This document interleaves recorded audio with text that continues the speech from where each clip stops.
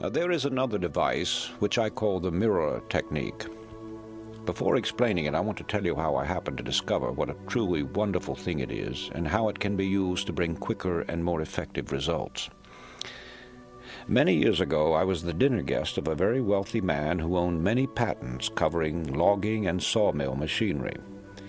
He had invited a number of newspaper publishers, bankers, and industrial leaders to his suite in a prominent hotel in order to explain a new method he had devised for mill operations. Dinner was late in being served, and as there had been plenty of liquor offered, the host found himself in an embarrassing state of intoxication. Just before dinner was served, I noticed him staggering into his bedroom and pulling himself up abruptly before his dresser. Thinking I might help him, I followed him to the door of his room. As I stood there, I saw him grab the edge of the dresser top with both hands and stare into the mirror, all the time mumbling as a drunken man sometimes does. Then his words began to make sense, and I moved back a little to watch the performance. I heard him say, "John, you old... They tried to get you drunk, but you're going to fool them. You're sober. Cold sober. This is your party, and you've got to be sober." As he kept repeating these words while continuing to stare at the reflection of his eyes in the mirror, I noticed that a transfiguration was taking place. His body was becoming more erect. The muscles of his face were tightening, and his drunken look was disappearing. The whole performance was over in about 5 minutes, but in all my experience as a newspaper man, and more especially as a police reporter, I had never seen such a rapid change. Not wanting him to know that I'd been watching him, I made for the bathroom. When I got back to the dining room, I found the host at the head of the table, and while his face was still a little flushed, to all appearances he was sober. At the end of the dinner, he presented a very dramatic and convincing picture of his new plans. It wasn't until long afterwards, when I got a better understanding of the power of the subconscious mind, that I understood the science involved in transforming the obviously drunken man into a cold, sober host. Many great orators, preachers, actors, and statesmen have used this mirror technique for years. Winston Churchill, according to Drew Pearson, never made a speech of importance unless he made it before a mirror first. Woodrow Wilson also employed the same technique.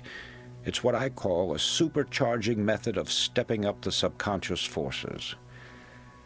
This mirror technique gives a clue to the power and magnetism of Billy Sunday, the great evangelist. According to Eric Sevareid in his book Not So Wild a Dream, Billy Sunday would bound about his hotel room, now peering intently out the window with one foot on the sill, now grasping the dressing table firmly in both hands, while lecturing his reflection in the mirror. Now to outline the technique. Stand in front of a mirror. It need not be a full-length mirror, but it should be big enough so that you may at least see your body from the waist up. And those of you who have been in the Army know what it means to come to attention. Stand fully erect, bring your heels together, pull in your stomach, keep your chest out and your head up. Now breathe 3 or 4 times until you feel a sense of power, strength, and determination. Next, look into the very depths of your eyes. Tell yourself that you're going to get what you want. Name it out loud so that you can see your lips move and you can hear the words. Make a ritual of it. Practice doing it at least twice a day, mornings and evenings, and you'll be surprised at the results. Within a few days, you'll have developed a sense of confidence that you never realized that you could build within yourself.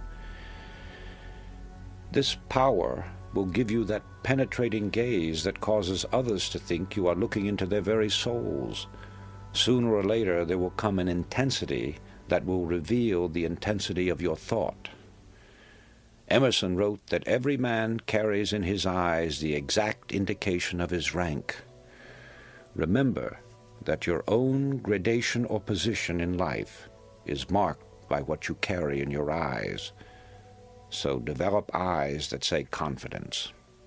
The mirror will help you. A word of warning here.